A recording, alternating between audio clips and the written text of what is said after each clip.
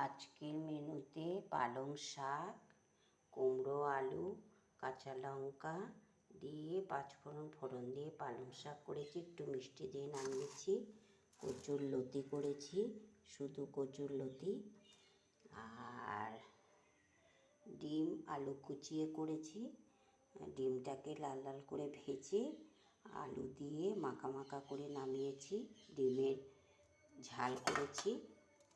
আর সকালের ভাত ভাজা, আলু সিদ্ধ দিয়ে কাঁচা লঙ্কা, কাঁচা পেঁয়াজ তেলের মধ্যে রসুন দিয়ে ভেজে তারপরে নুন হলুদ দিয়ে ভালো করে ভেজেছি।